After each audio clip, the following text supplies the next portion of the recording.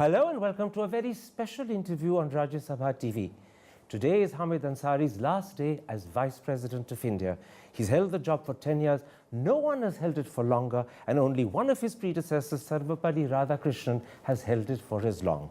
Before he became Vice President, Mr. Ansari was India's ambassador to Afghanistan and Iran, to Saudi Arabia and the United Arab Emirates. He was also High Commissioner to Australia, as well as India's permanent representative to the United Nations in New York. Mr. Ansari has also been Chairman of the National Commission for Minorities, as well as Vice-Chancellor of Aligarh Muslim University. Today, in this exclusive interview, Mr. Ansari will look back on his career, and in particular, on his 10 years as Vice President, as well as the chairmanship of the Rajya Sabha that went with that job. And I've been told that Mr. Ansari is happy for me to ask him any question I want. Mr. Vice President, let me start with a rather unusual question. You were born on April Fool's Day in 1937. Is that the secret of your success? Well, most of my life I got away without having to give a birthday party. And that tradition was broken only in my first birthday in this house, when a message came in the morning that Dr. and Mrs. Manmohan Singh would wish to come and wish you happy birthday. I couldn't say no to that. Now, you've spent 10 years as Vice President, and as I said, no one has spent more time as Vice President than that. What did it mean to you, a career diplomat, to be Vice President of India? Well, I said right in the beginning that every citizen is, in a sense, a political creature. But being in the thick of things was a new experience, a novel experience. Did the protocol, did the prestige become inhibiting for someone who was quite a free bird, or was it something that you were accustomed to as a High Commissioner and as an ambassador?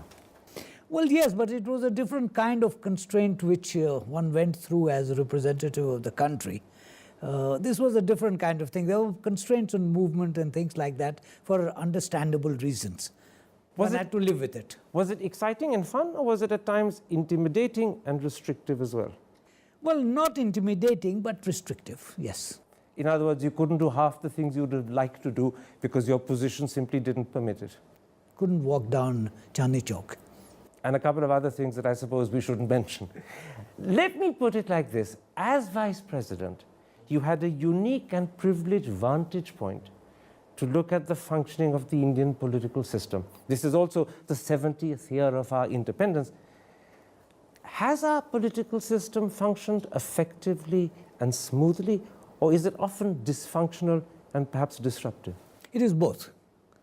It has both. Two things have happened. Over a period of 70 years, democracy has deepened in the country. There's much greater voter participation, much greater public interest in what is happening in the political field. On the other hand, the functioning of political institutions in the country at various levels is not at its best. And is that because of the individuals who man them? Presumably it must be. Well, collectively, yes. Not individually, but collectively. So has the quality of the people who man institutions deteriorated as the institutions themselves have become more established? No, the quality has not deteriorated, but the mannerisms have changed. I mean, you could not imagine, for example, in early mid-50s or even in 60s, disruptions of the kind that take place in the House today. I want very much to talk to you about the functioning of the upper house and your role as chairman of the Rajya Sabha, but I'll come to that in a moment's time. Let's first talk about your experiences as Vice President. You served as Vice President under two very different presidents, Pratibha Patil for 5 years, Pranab Mukherjee for 5. How do they compare with each other? No, that won't be a fair thing to do. I think each individual who's at the head of the republic has his or her own way of doing things. And frankly speaking, the Vice President has only a kind of ceremonial relationship with the presidentship of the country. In other words, you have to fit in where there's room. Yes, I mean, there are a lot of ceremonial functions on which you are together. You are invited to Rashtrapati Bhavan. I would go and periodically chat with the presidents on matters of interest or general matters. But did you find that your role as Vice President changed because of the nature and character of the person who was President? Well, subjects change, of course. With President Mukherjee, one could go over the whole history of modern Indian democracy. With Pratibha ji, it was a different kind of conversation. Because their personalities and their interests were different. You also have served for just over 2 weeks with the new president, President Kovind. How has he started? What sort of a start has he had? Well, I had the benefit of knowing President Kovind before he became president, because as governor of Bihar, there were several occasions on which I visited Patna and we had good conversations. He's an easy person to get on with. Oh yes, oh yes. So there was a relationship with him that in a sense you might not have had with Pratibha Patil and Pranab Mukherjee, because you knew him before he became president. No, I knew President Mukherjee well before that, as a minister in the government of Indiraji, and much later in the minister in the government of Mr. Narasimha Rao. I was PR in New York when he came as Minister of External Affairs. And these friendships, these relationships make a difference to the role. Obviously. You also were vice president during two very different prime ministerships. There was Manmohan Singh to begin with and Narendra Modi thereafter. And both men, we all know, are very different. Are there senses in which they are similar, which you may be aware of, but the audience perhaps doesn't know? I think that would require a little time to dilate on. Because personalities are very different. The functioning styles are very different. Now, you may find common points in their functioning styles. Personalities are obvious to everyone. I don't have to talk about it. Does the vice president have a fairly close relationship with the prime minister of the day? Or is it a very formal one? It's most of the time a formal relationship, but there are occasions when there are very serious conversations. You mentioned that on your first birthday as vice president, Dr. Manmohan Singh and his wife came over to wish you. I imagine you've had 3 birthdays after Mr. Modi took over. Has Mr. Modi been to wish you regularly as well? Regularly, yes. I think the last occasion he was away, he sent a message. But first 2 occasions, yes. He was there. He did, yes. Now, one of the things that happened and attracted enormous attention, because something like that had never happened before, was in 2015 when a senior leader of the BJP, he was General Secretary then, he still is General Secretary now, Ram Madhav, tweeted in public criticizing your behavior as vice president. He said that you had deliberately not participated in the Yoga Day functions in that year, and he also added that Rajya Sabha TV, which falls under your charge, hadn't covered the event. Now, I know that Mr. Madhav both apologized and deleted the tweet, but as I said, never before has the General Secretary of a ruling party publicly questioned, leave aside, criticized the president. Were you surprised and taken aback by that? Surprised, yes, because the facts were well known, were very clear, and they were, my colleagues in office put the public voice to it very quickly. There was no ambiguity, there was no confusion. Were you upset that this had happened? Not really. Because it was a breach of protocol, to say the least. Well, yes, but protocol is breached from time to time. Did you take up the matter with the Prime Minister? No. So in other words, you deliberately and consciously chose to forget it and let it go? Not forget, it was absurd to begin with, and I left it at that. Did the gentleman ever personally apologize or personally explain what he'd done? Let's not talk about that. Something else that you did when you were vice president was to travel extensively in Africa. In the last 5 years alone, you've traveled to 10 different countries, but many of those visits happened at a time when the number of attacks on Africans in India was steadily growing, and each attack seemed to be worse than the last, and it was creating enormous concern, particularly amongst African ambassadors who publicly commented with anger. Did the heads of states in the countries you visited bring up this matter? Not that I recollect, no. So they were diplomatic enough not to touch on a subject that could have been awkward for you to handle? Well, yes. But they did not touch upon it. We had very good conversations in that each one of those visits.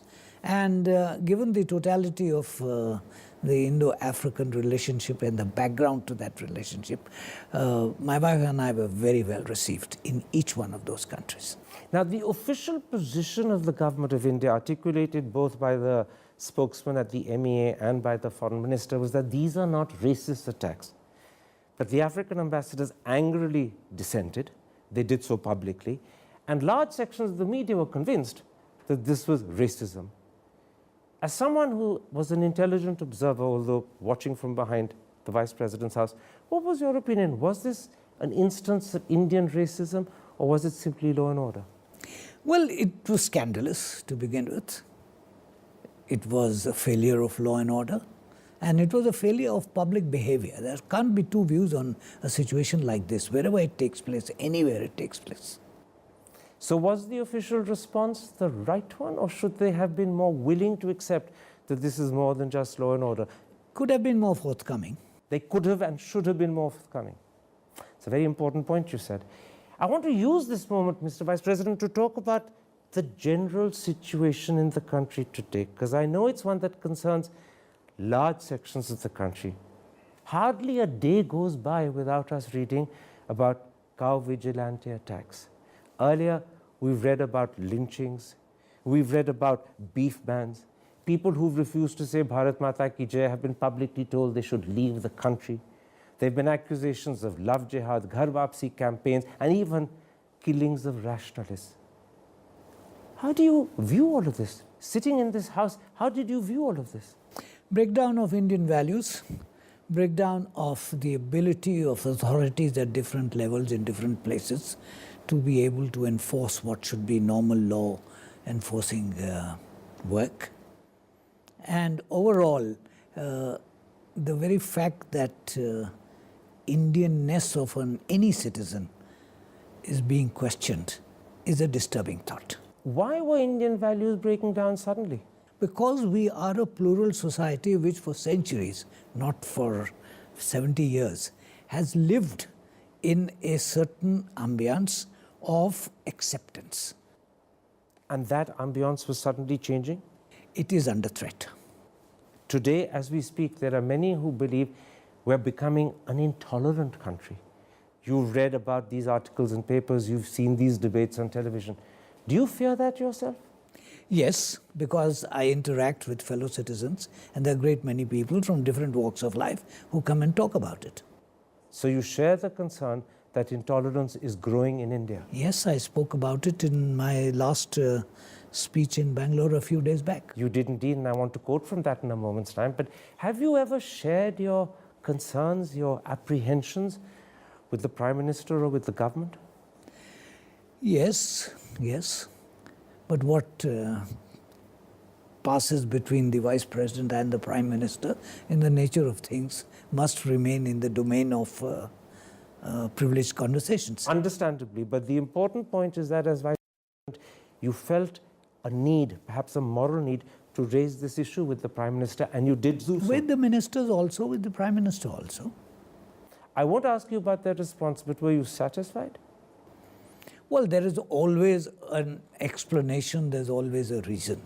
Now, it's a matter of judgment, whether you accept the explanation, you accept the reasoning and its rationale. Once again, that's a very important answer, and the wise will certainly be able to understand what you're saying. Let me put it like this. Something else has also happened. In the last few months, the Supreme Court has ruled that Jana Gana Mana must be played before every single film screening.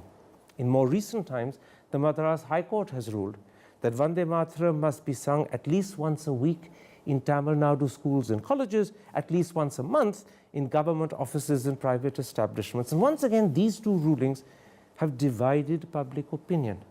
How do you view them? Do you see this as an example of judicial overreach? Or is it essential for us to pay this exaggerated obeisance to the national anthem and the national song because our nationalism requires it? The courts are part of society. So what the courts tend to say sometimes is reflective of what the prevailing atmosphere in society is. I call that a sense of insecurity. A sense of insecurity reflected by the judges in what should be a considered opinion? Not of the judges, no. I'm talking about the public sense.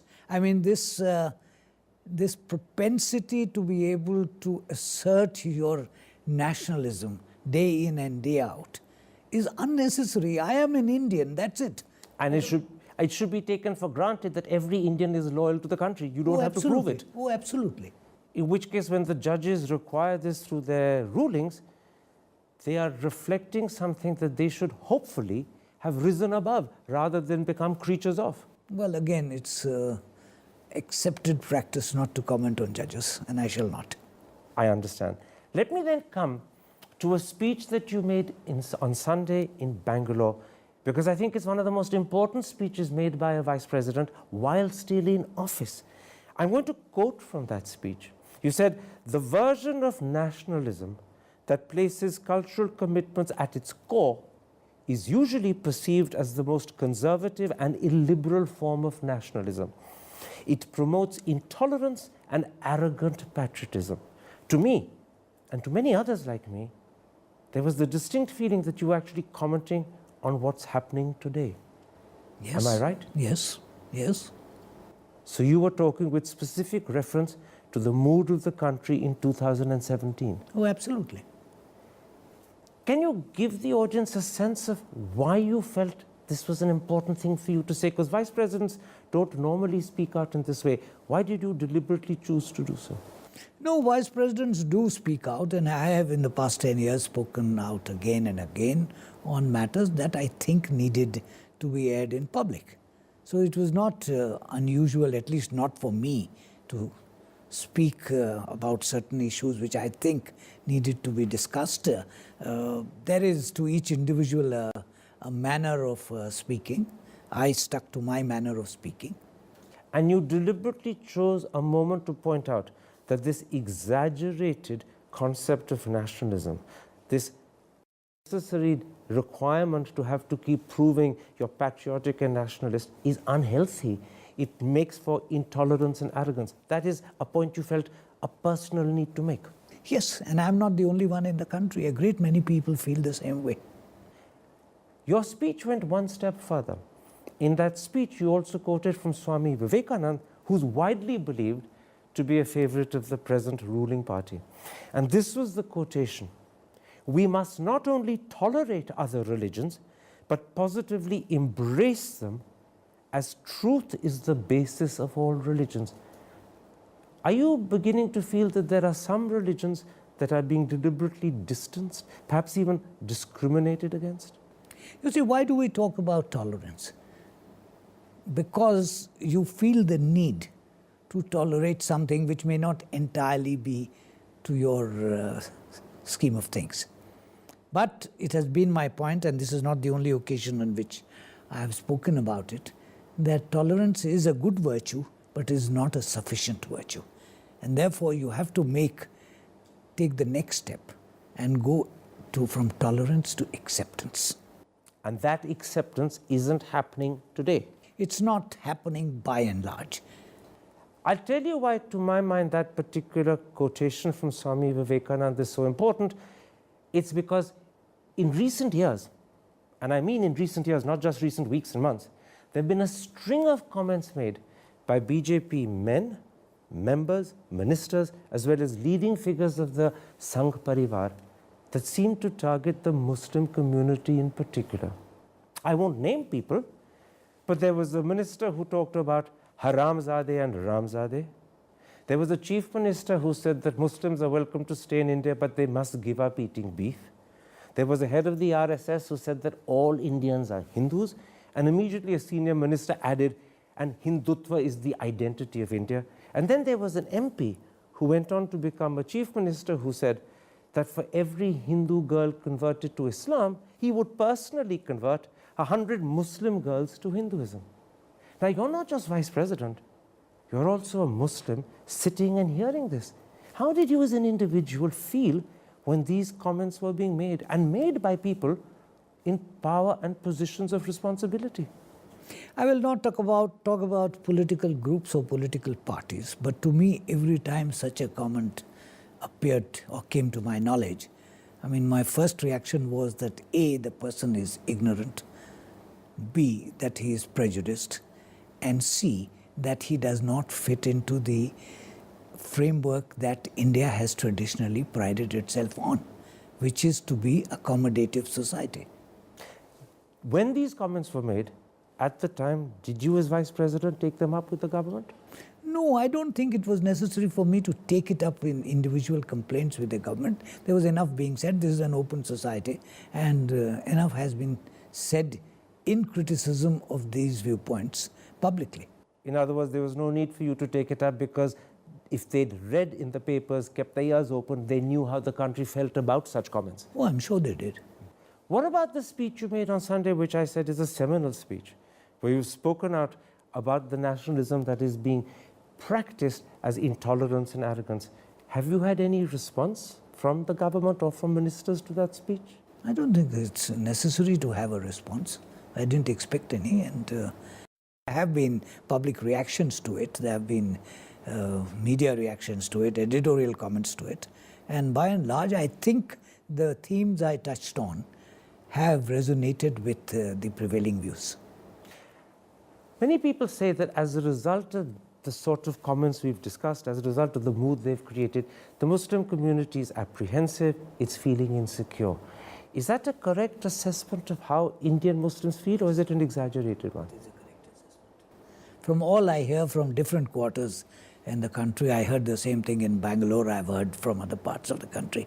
I hear a great deal more about it in North India. There is a feeling of unease. A sense of insecurity is creeping in. Are they beginning to feel as if they're not wanted? I wouldn't go that far, but there's a sense of insecurity. Now, in 2015, when you were addressing the Golden Jubilee celebrations of the All India Majlis-e-Mushawarat, you said something that is very important. It was a message, in a sense, to Indian Muslims from a fellow Muslim. I'm going to quote bits of that.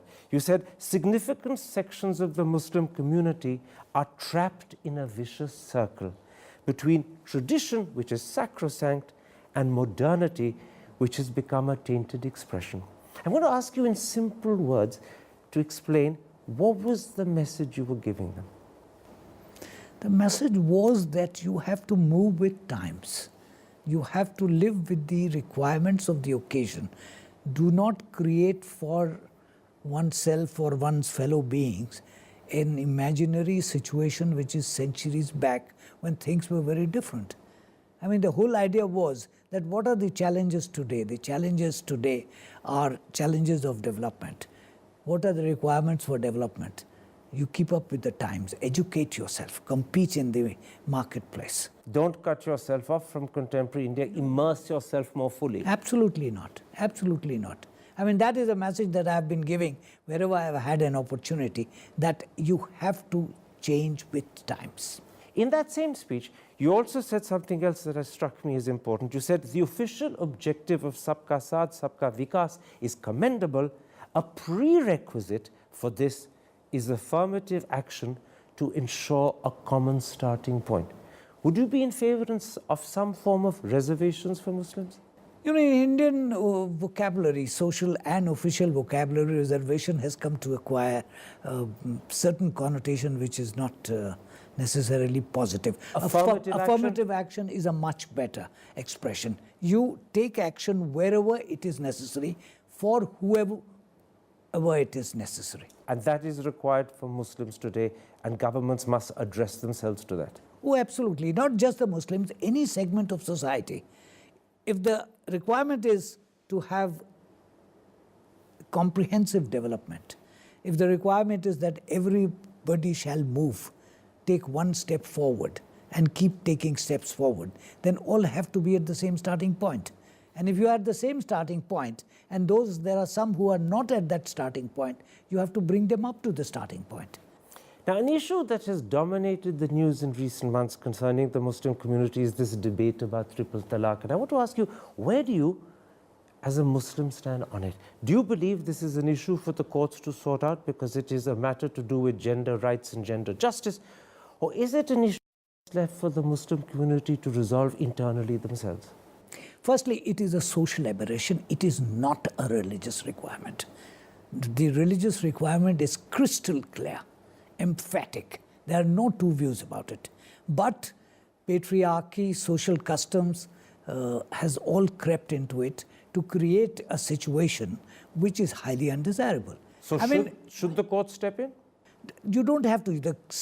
The reform has to come from within the community. Would it be wrong for the courts to step in? The courts can say that we don't recognize it, that's all.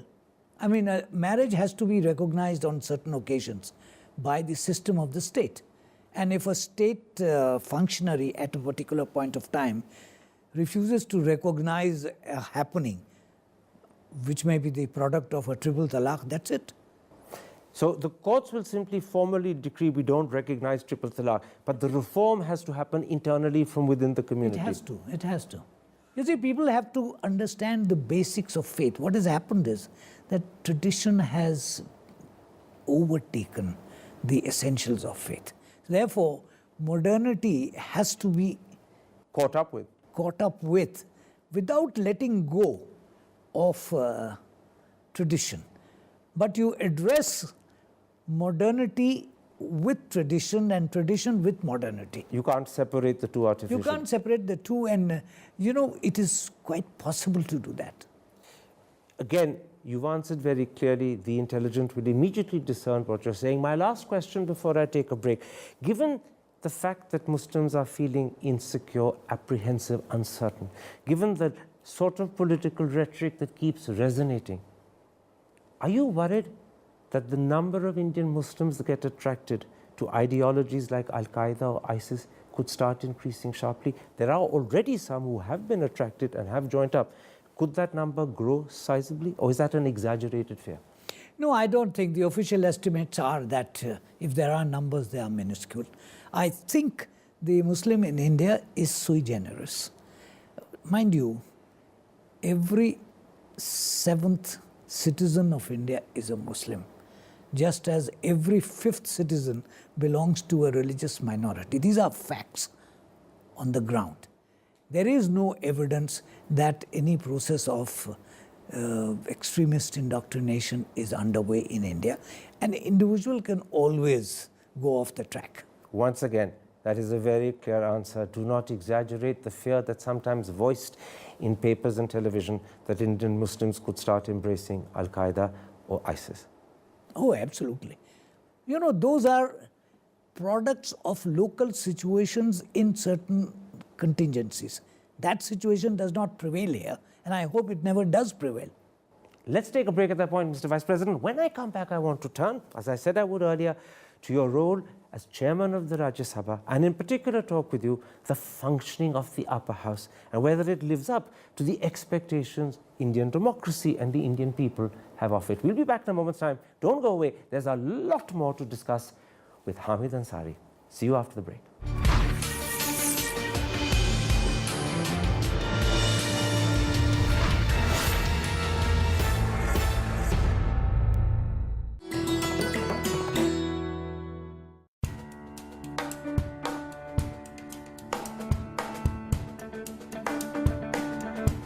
Gir, the last refuge of the Asiatic lion. The national park comprises 1,412 square kilometers of deciduous forest, interspersed with semi-evergreen and evergreen flora, acacia, scrub jungle, grasslands and rocky hills. It's fed by large water bodies and the Kamleshwar Dam. Gir has about 400 lions and 300 leopards, making it one of the major big cat concentrations in India. You can explore them in their natural habitat to tiny wild birds, not seen easily but heard singing in the forest canopy, to crocodiles floating in the marsh waters.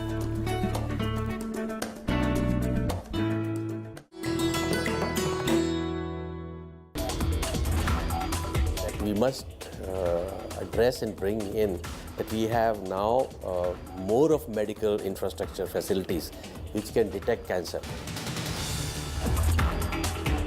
We must educate right from the schooling to undergraduates to the postgraduates about how to go about this cancer preventive oncology. We learn from our failures.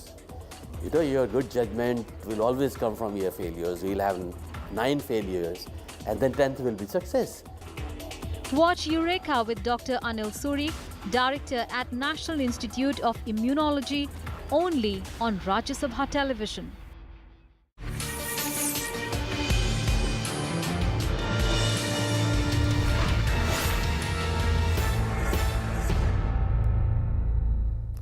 Welcome back to a special interview for Rajya Sabha TV with Hamid Ansari on his last day as Vice President of India. Mr. Ansari, let's talk about your job as Chairman of the Rajya Sabha.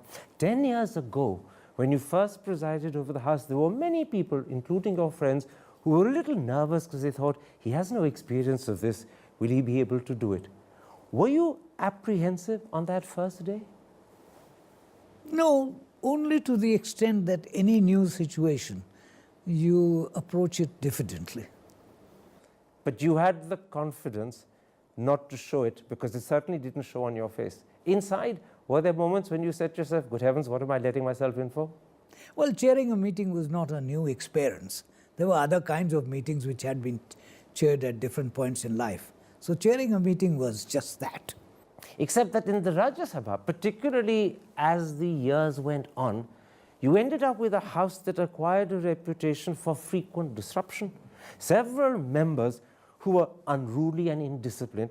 And I'll be honest with you, not only did this shock the Indian people when they see it on television, but this sort of behavior would have been intolerable in the British or Australian parliaments, to name just two. And people often asked, why isn't Hamid Ansari asserting himself? Why isn't he imposing more discipline? Well, the answer is very simple.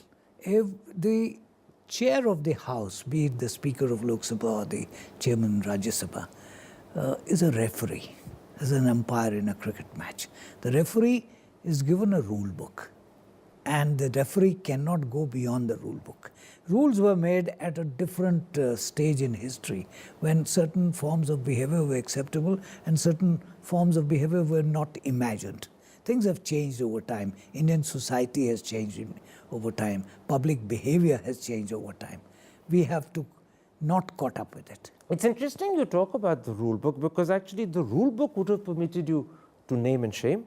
The rule book would have permitted you to even suspend. In fact, Subhash Kashyap once said, instead of repeated adjournments, and the Rajya Sabha seems to get adjourned 2-3 times a day, why doesn't Mr. Ansari, why doesn't his deputy enforce the rules? Because they know what the rules say and what their powers are. There are only 2 rules in Rajya Sabha rule of books. An individual member may be named and asked to withdraw. That is one rule. The other rule is that their motion in the House is put forward and is carried. Did you often name and ask members to withdraw? On one occasion, I told a member he was skating very close to the rule, and he picked up his papers and walked out. I didn't tell him to walk out. I'll tell you why I asked this question. On another occasion, I did ask a member to withdraw. And he did? He did. I'll tell you why I asked this question because I was once in Australia and I was at the House of Representatives, and to my astonishment, but also to my delight, I heard the Speaker say to the Prime Minister of the day that she will withdraw and apologize a comment she made about Tony Abbott, who was then leader of the opposition. The Prime Minister was reluctant to do so and did so inadequately, and the Speaker interrupted and in a stern tone said, the Prime Minister will withdraw and at once. And the Prime Minister did, and the Speaker simply said, thank you, carry on. And people often wonder, why aren't our presiding officers as stern and tough as that? Indian culture. You mean our ministers and MPs won't take it? No, they would push to the wall, they would. But our culture is to be less than stern. And therefore, you hint, you insinuate, you suggest, but you don't go all the way. And when that hinting and insinuation doesn't make its point, you then have to accept the bedlam that ensues. No, you adjourn, then you talk. You see, there is a process. Every disruption does not mean that it is a standoff. There is a point being scored in every disruption, or which leads to a disruption. But the interesting point is that Indian culture doesn't allow you to be as much of a disciplinarian as the Speaker of the House of Commons can be and gets away with. Because the social atmosphere is different. One of the problems is that the Rajya Sabha has a different composition to the lower house. The government has a majority in the lower house. It does not, or at least until very, very recently, it did not have anything like the same numbers in the upper house. How conscious were you of that when you handled the Rajya Sabha? No, it didn't matter at all. It was not the first time in history of Indian Parliament that such a situation has arisen. The composition of the House has very little to do with what the role of the chair is. The chair is a referee in the match. Whether this side is playing better, that side is playing worse, is no concern of the chair. And you saw yourself as a referee? Absolutely. The problem is that you probably remember this better than me. In December 2011, when the Manmohan Singh government was in power, you got sharply criticized by the BJP that were then in opposition because they said you were guilty not of being an impartial referee, they said you were guilty of partisanship. And it happened at the end of a debate on the Lokpal bill when people were expecting a vote and you ended up adjourning the House sign or die. And the BJP said you'd done this because the government would have lost the vote and you were protecting Manmohan Singh's government. And as I said, Arun Jaitley publicly said this was partisan behavior, and I believe Yogendra Yadav called it match fixing. Looking back and with hindsight, was that an error of judgment or would you defend your decision? Absolutely not. Absolutely not. What was done that evening was done exactly in terms of rules and procedures, because what the public does not know, that Parliament meets for the duration it meets under a command from the head of state, which is initiated on the urging of the government. So if the President of India says that the Parliament would meet from the 1st to the 31st of the month, that's it. Unless it is extended by the government through the President again, it cannot become the next day. And at midnight, that time had run out, so you had to adjourn. Absolutely. Otherwise, it would have been an Indian version of long Parliament. Now, Arun Jaitley, probably in response to the problem the government has getting its legislation passed in the Rajya Sabha, has made two proposals, both in a sense adopted from the conventions and practices of the British House of Lords, and I want to bounce them off you. The first is, he says, India needs something like Britain's Salisbury Convention, whereby any legislation that is part of a manifesto commitment to the government will be passed by the upper house, even if the government doesn't have a majority in the upper house. The critical factor being, this is a manifesto commitment. Do you think we need something like that? The short answer is that the Rajya Sabha is not the House of Lords. And while the Salisbury Convention has been talked about, it does not apply. It is not relevant to Indian conditions. It's an consciously created independent house. And if you look at the text of the Constitution, wherever the two houses are mentioned, the Rajya Sabha or the Council of States is mentioned before Lok Sabha is mentioned. The two houses have been created deliberately, consciously, purposefully, and that purpose remains as valid today as it was when it was done. So a Salisbury Convention that would seek to circumvent, in a way, the powers and prerogatives of the upper house would be unfitting and unconstitutional. Oh, absolutely. Absolutely. The second suggestion, and once again Mr. Jaitley is borrowing from the British political system, is that any legislation passed by the lower house cannot be held up for more than a year by the upper house in England. And he's citing the Parliamentary Act in Britain of 1911 as amended in 1949. Do you think something similar should apply in India? Or again, would you say this is unconstitutional, it undermines the independent standing of the Rajya Sabha? Look, why was a second house necessary, either in Indian Parliament or in Australian Parliament or Canadian Parliament or various American Senate for that matter? Because, I mean, in our case, it was partly to reflect the diversity of India. The secondly, and the more substantive and immediate requirement, was a kind of second look at legislation. Because what is happening is, and I've said this in my Bangalore speech, that unlike 50s and early 60s, when Parliament used to sit for 100 days, today it is sitting almost half the time, which means enough time is not available either for deliberation on legislation or on accountability of the government or discussions on issues of public interest. So don't curtail it further. You cannot curtail it further without abdicating the responsibility. So once again, a cutoff which says that the upper house by senior people, people with great experience of public life in different walks. And their deliberation is important. It's critically important.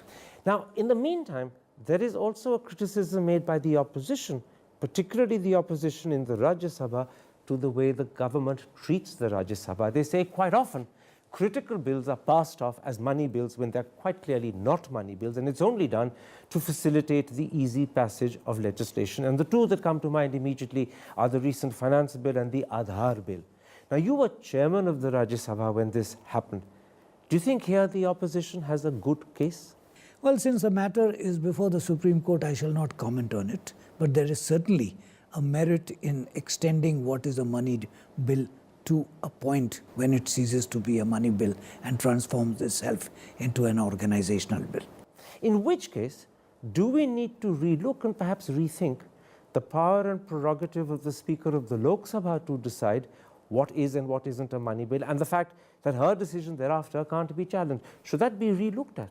I don't comment on the powers of the Honourable Speaker, and in any case, this matter is before the Supreme Court, so let us await. Okay, let me ask you a slightly different question, not in terms of commenting on the Speaker's powers, but should a critical decision that affects not just what sort of legislation it is, but more importantly, whether the Rajya Sabha can then meaningfully discuss it or not and vote on it, should that then decision be taken jointly, both by the Speaker of the lower house as well as the chairman of the upper house? I won't comment on that and let the political system think about it and evolve its own procedures. But it is something the political system should think about. It is already in the domain of discussion and in the domain of the judiciary, so let's see the way it Now, goes. another issue that has attracted attention in recent weeks is what the press calls, what Karan Thapar himself has called in his writings, the deplorable attendance of nominated MPs like Sachin Tendulkar and Rekha, to just name those two to start with. PRS has calculated that their percentage attendance in 5 years has been 7% and 5%. And my question is simple: should this sort of deplorable attendance be tolerated, or should it be grounds for terminating the membership of someone who clearly neither has the time nor the inclination to want to be a Rajya Sabha member? What PRS has aired publicly is something which has been known to the Secretariat for a long time, but please pay attention to the procedure.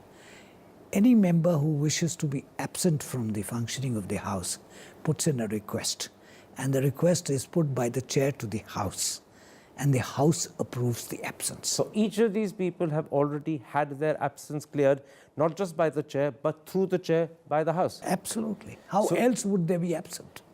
The House may be more understanding and willing to allow such nominated members to be absent.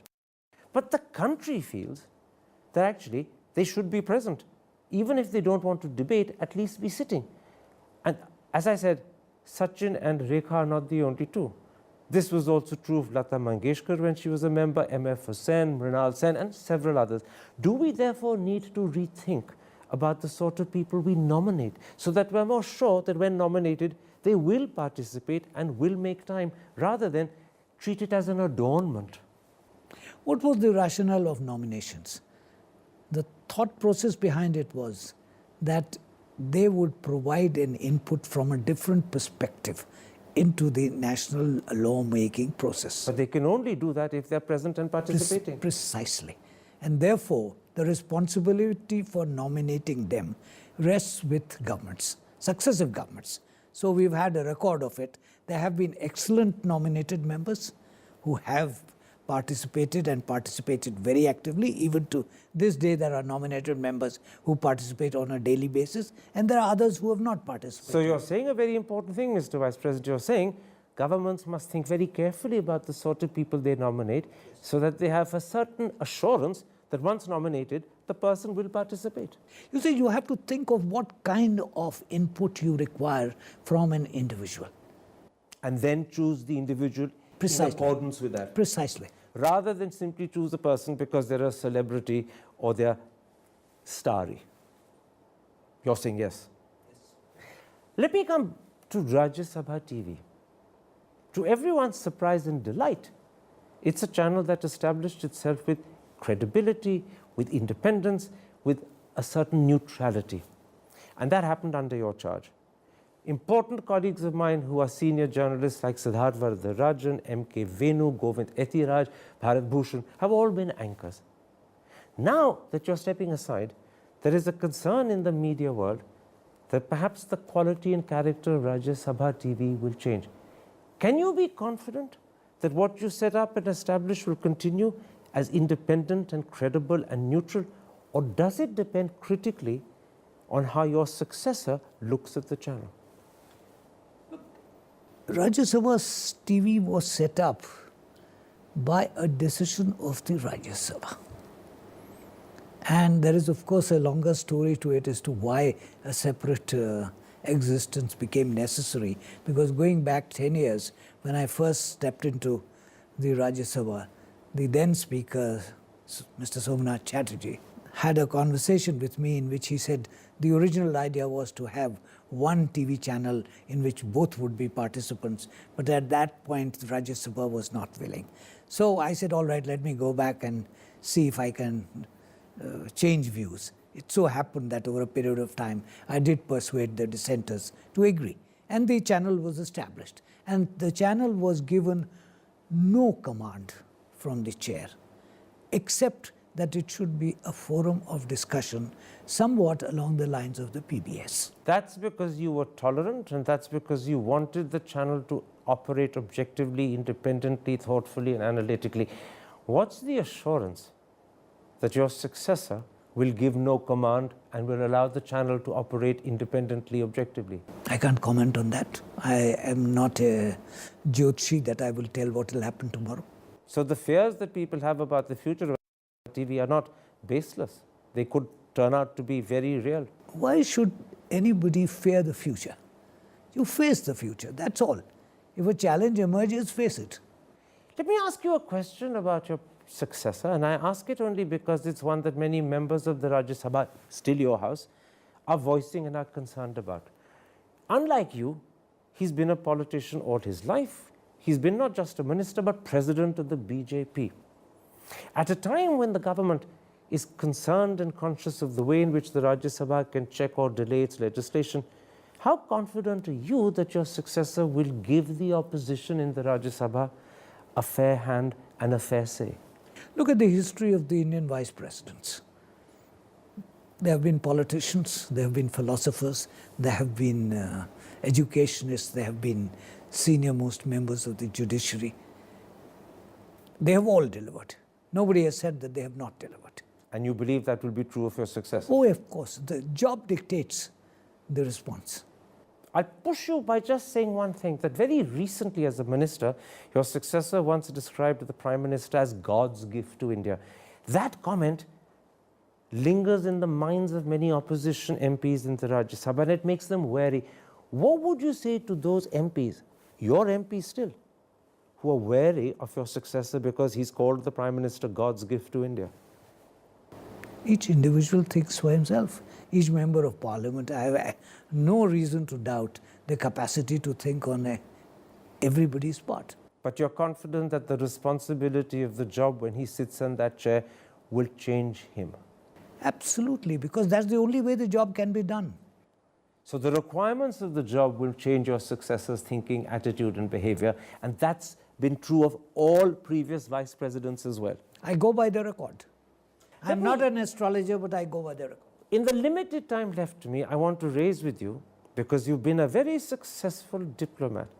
You've been, as I said in my introduction, an ambassador or a high commissioner to 6 countries, including the UN, before you became vice president. And it's in that light I want to raise briefly 2 issues of deep concern. The first is the situation in Jammu and Kashmir. Speaking in Bangalore on Sunday, you said, and I'm quoting, "The political immobility in relation to Jammu and Kashmir is disconcerting." Are you suggesting that governments both in Srinagar and Delhi ought to be taking more initiatives and are not? Is that the immobility you're talking about? Yes. The problem has always been primarily a political problem, and it has to be addressed politically. And politicians today are ducking it? That's my impression, and that I'm not the only one in the country. So when you look at the trajectory of developments from, say, the killing of Burhan Wani in July last year and the way things have escalated, Are you worried about what's happening in Kashmir? Are you apprehensive that this situation may be passing beyond a point of control? Well, when young boys and girls come out onto the street and throw stones, day after day, week after week, month after month, it is something to worry about because they are our children, they are our citizens. Something is obviously going wrong. What exactly, I'm not the final word on it, but I think there are enough people in the country who are worried about it, eminent people belonging to different political persuasions, and their worry must be taken on board. And in your speech, when you said that this immobility is disconcerting, you were actually saying to those in authority, be they in Delhi or Srinagar, you've got to respond and act. You can't not do so. Those are my words. I have expressed my worry in my own terms. Now, whether somebody reads it or not is not my business. The second issue that is problematic today is the India-China standoff at Doklam. Just 48 hours ago or so, the Chinese newspaper Global Times quoted a Chinese expert who said a small-scale military operation is possible, maybe even likely within 2 weeks. It's created a lot of apprehension in India. Are you apprehensive about this situation?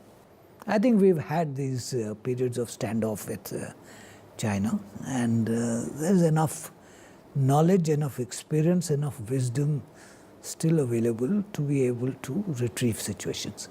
This is a very interesting answer you're giving, because the point made repeatedly by the government and by the MA spokesperson is that the present standoff is not substantively different to those that we've seen in the past. The Chinese, as you know, have vigorously and strenuously denied that.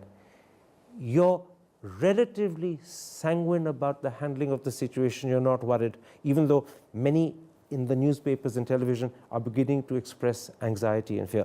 You don't fall into that category.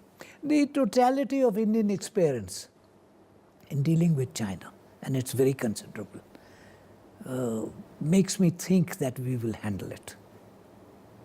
And you are confident, or at least not apprehensive at the moment, that we're handling it properly?